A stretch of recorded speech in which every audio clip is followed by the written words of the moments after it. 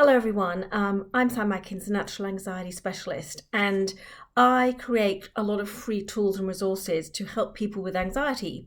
And today, in my Anxiety Freedom Membership Program, I was teaching an individual about affirmations, and we developed between us a hack for affirmations. Now, I want to go back to the beginning a little bit and talk firstly about affirmations and why they're useful, because they sound like something a bit wishy-washy that's not really going to make a difference. Now, what we know about the brain is that if you tell it something enough times, it starts to believe it.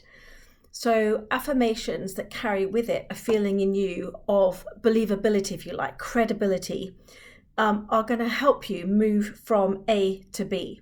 Now, the trouble with affirmations are that often they are unbelievable to us. So for example, if I was wanting to lose 30 pounds and I felt like an obese person myself, then I could create an affirmation that said, I'm a slim, sexy woman, right? But if I was 30 pounds overweight, I might find that hard to buy into for myself. So often affirmations cause a feeling in us when we use them that it's not actually correct, that it doesn't resonate with us because it's too far from where we are. So one of the hacks that I've developed for my clients when I'm treating anxiety with them is to help them develop a process over a week where they, instead of going from A, which is the position they're in, to Z, which is the position they want to be in that feels too far away, we go A, B, C, D first. And I wanted to share a particular example with you so that you can use it yourself. Now, with this resource will be a PDF as well, so you'll get these actual examples. But if you're watching the video alone, I'm going to read them out to you. So this person has a bit of social anxiety and is very anxious about having graduated and getting a new job. And she really wants to get over this because obviously as an effective person in the world, she wants to get a job and be able to finance her life and do all sorts of other things and have other opportunities open to her. So she's been working for a while on this issue. So her statement for day one was as follows: I will feel overwhelmed by the job role and the responsibilities given to me. Now, the statement for day one is not an affirmation, it's the position that you're in, it's the position you feel. So if it was a weight thing, you might say, I'm currently sitting with 30 pounds extra on my body. It's your statement of where you're at. And at the end of the week is the statement of where you're going to be.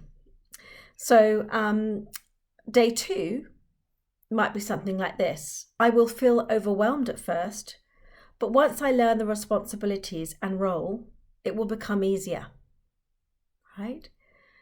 Day three, I might feel overwhelmed at the start as it's a new job and experience, but it will become easier. Day four, it is normal to feel overwhelmed at the start of any new job as it is a totally new experience, but time will allow me to become more comfortable in the role. Day five, it is perfectly normal and okay to feel a bit overwhelmed at the start of any new job. It is a new experience and the employers will provide me with training in order to become more comfortable with the role. Day six, here's the affirmation: even though I might feel anxious and overwhelmed, this can be normal for a new job and the employers will help me learn and train me to do the right job and the job right. And I have no reason to worry as much. Okay, so can you see how this client moved from a position of feeling totally overwhelmed about an idea of a job and its responsibilities to a possibility of experiencing some overwhelm or some worries, but actually feeling like she's coping with it? And this is what I want you to do when you're thinking of an affirmation for something that feels too far away from you. I hope you find this useful.